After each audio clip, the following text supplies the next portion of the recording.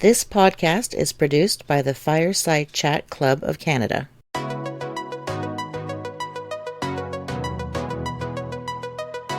Hello, and welcome to Canada as I See It.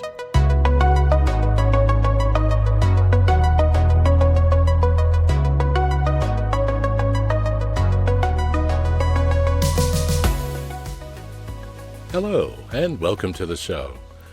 Thanks this week go to my lovely bride, Caroline, who introduced the show.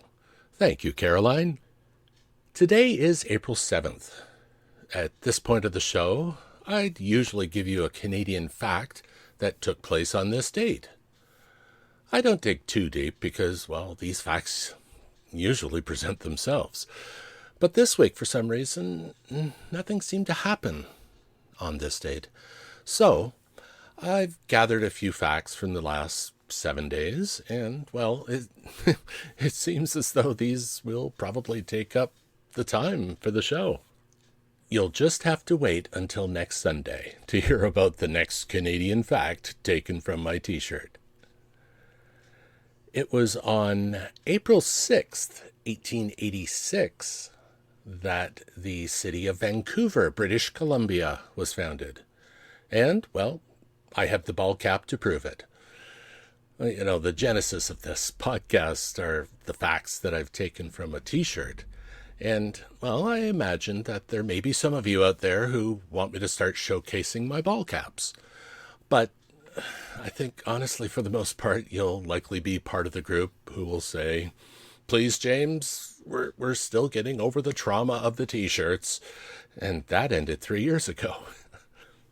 Although it is the most populous city in British Columbia, Vancouver is not the capital. That mantle goes to the city of Victoria, which exists on Vancouver Island. See what they did there?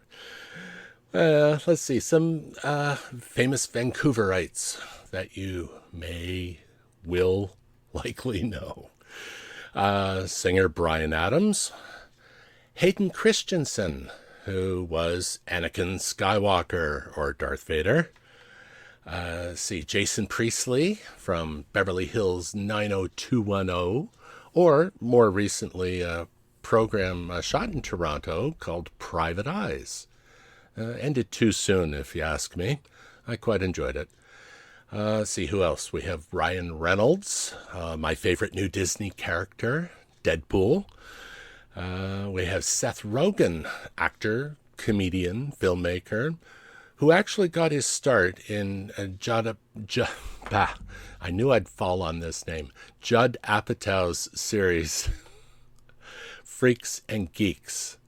And this program also starred a gentleman who passed away last week, SCTV alumnus Joe Flaherty, who was not born in Vancouver, or even Canada for that matter, but in Pittsburgh, Pennsylvania, home of the Pirates, the Penguins, and the Andy Warhol Museum.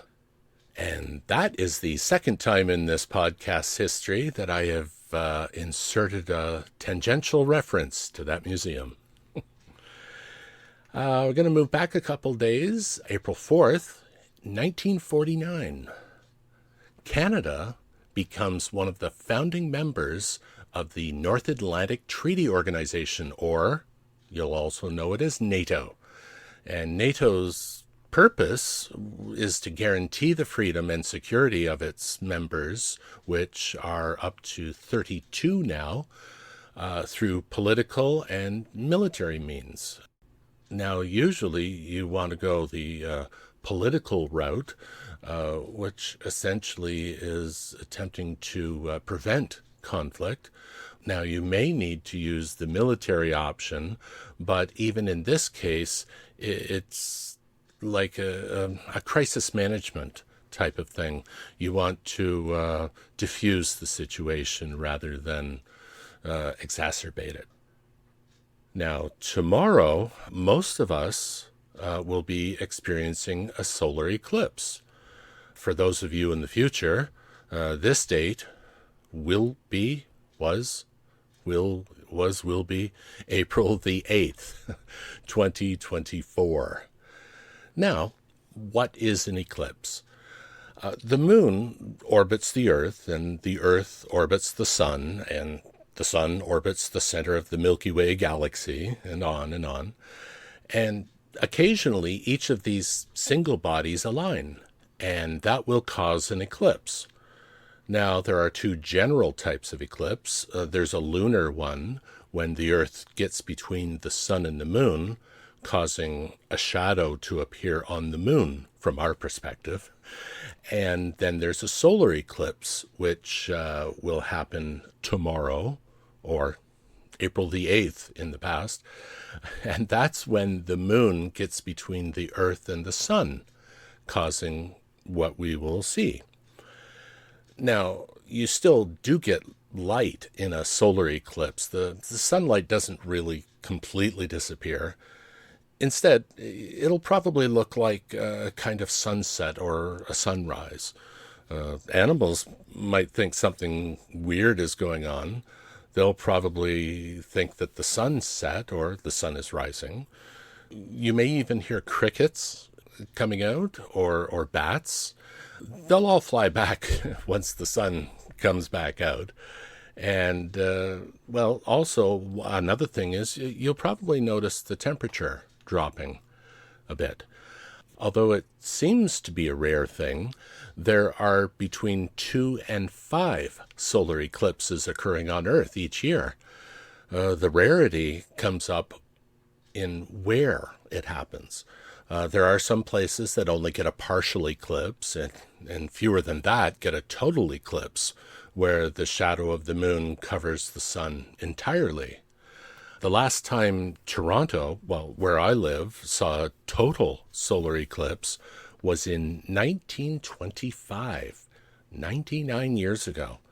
And the next time the city will see a total eclipse is in the year 2144. So this is truly a once-in-a-lifetime event. I live in an area where the eclipse will reach 99% totality, which, in a game of horseshoes, is close enough for me. If you are going to be outside, though, or you want to view any part of the eclipse, please do take appropriate precautions, because do not look directly at the sun. This is possible permanent damage that could happen. So please, I can't emphasize this enough. Take precautions. And now for something completely different. I always wanted to say that. I've always wanted to have a career using my voice. Ever since I was a teenager, people told me about how I should go into radio. Well, I went to school for it, and I have worked in radio. I've produced radio programs, but I was never fortunate enough to find my way into an announcing gig or be on the other side of the microphone. And I suppose that's why I started things like a YouTube channel and this, my own podcast. Well, my efforts have finally borne some fruit. Last Friday, Cambridge International Academy in Ajax, just east of Toronto, used my voice for an introduction to a former student who has returned to teach at the school. A friend of mine who does some work for them told them about me and my podcast. They listened, and I guess they liked what they heard. Now, what was produced is a video, but here is the audio of the introduction.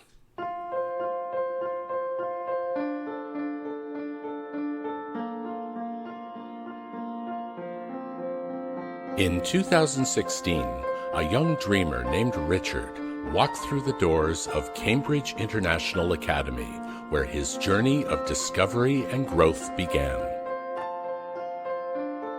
Cambridge International Academy became more than a school. It was a place where his ambitions took flight and his passion for learning soared.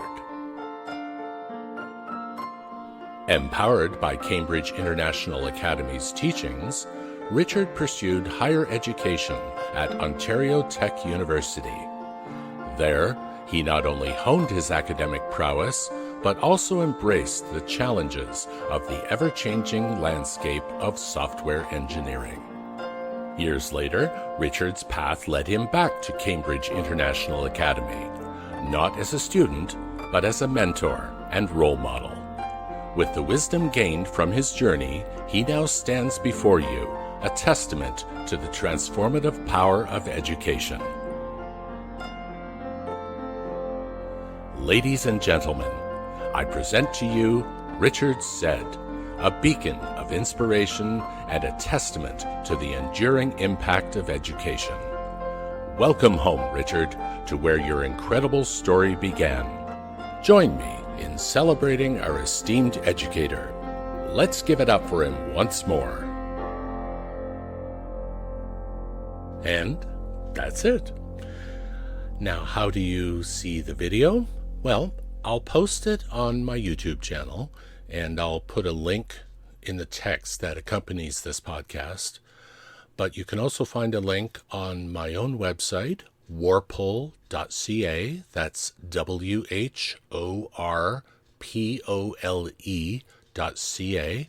I'll try and get it on the front page, but if you don't find it there, click on that Fireside Chat Club of Canada icon in the lower left, and you'll see the link there.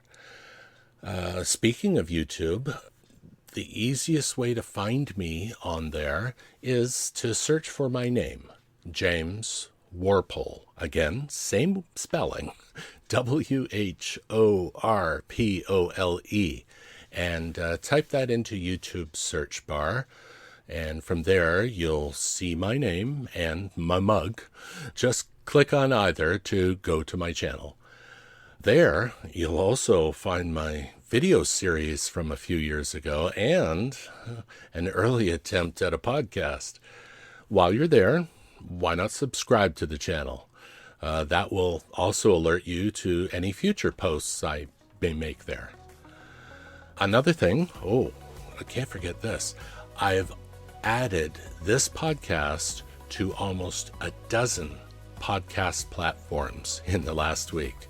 So now I can truly say you can download Canada as I See It from podbean.com or wherever you get your podcasts. Please remember to follow me. That way you'll never miss an episode. And don't forget warpole.ca,